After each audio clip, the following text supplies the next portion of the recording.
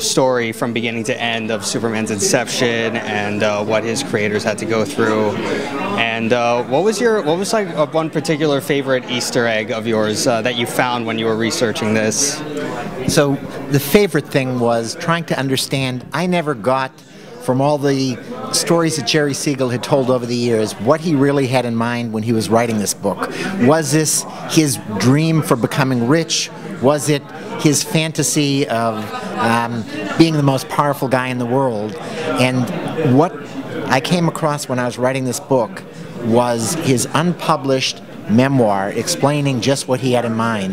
And this was not a dream for getting rich, although he certainly would not have minded getting rich. It was not his fantasy character for taking over the world.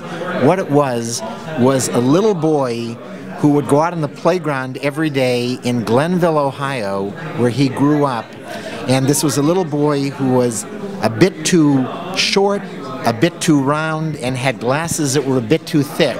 And it was a kid who today we would call a bully, who the kids would tease. The boys would tease on the playgrounds, and the girls would giggle.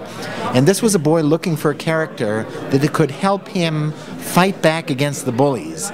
And so while he couldn't fly away every day when he was being teased on the playground, he could go home at night with a pencil and paper and dream up a character who was the strongest and smartest superhero ever, but who most importantly by day was a schlubby-looking, bullied guy like Jerry Siegel was, named Clark Kent, and who, if we were smart enough in looking inside him, he was the superhero that Jerry was convinced that people who were really insightful would see in him.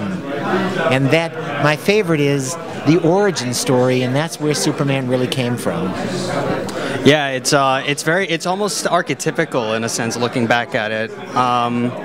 Is this what? It is archetypical. Yeah, and it's why it just grabs so many people, and especially as an American story. I look at this book as kind of a piece of American history, and I think it should definitely be taught, especially for just the genesis of DC in general, because Batman and Superman seem to have this great influence on each other, this kind of like almost like this professional one-upsmanship, let's say.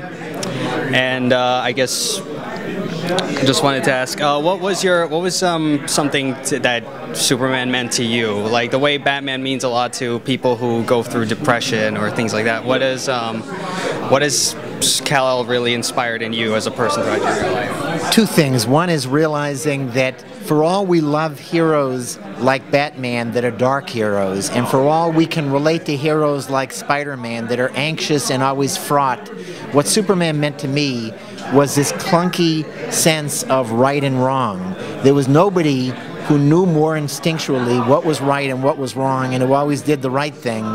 And as sort of Dudley Do-Right as that may sound, it is nice to have a hero who represents our best instincts. And I think Superman represented all of that. He also represented that the guy, the nerdy character Clark Kent, sometimes could actually get the girl, and that was another inspiring thing to me. So when I grew up, everybody fell in love with Superman in some medium, and to me the first Superman I ever really fell in love with was George Reeves on TV in the 1950s, and he was the most wooden Superman ever, but also the most unvarnished, and he was really fun.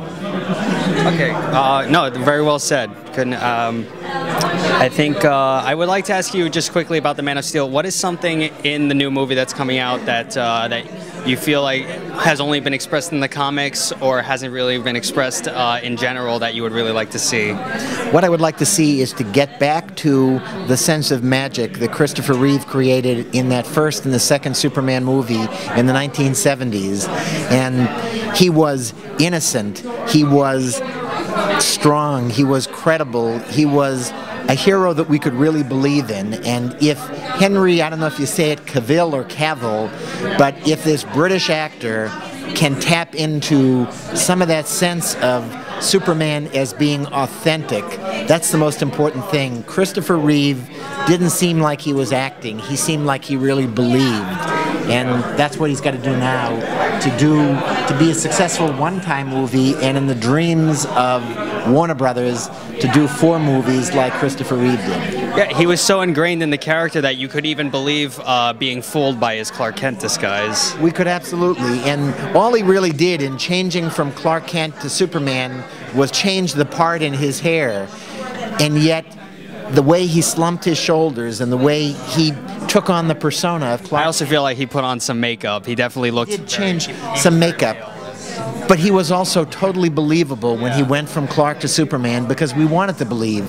The key is making us want to believe, and we'll suspend our disbelief. Okay, very good. Do you have a rival who's or someone you know who's doing this same exact thing for Batman? Because he's turning 75 next year. I'm sure there are 10 people out there doing it for Batman, and I wish I knew it, and I can't wait to read it. But thank you. All right. Well, no, thank you very much. I had a great time reading this book.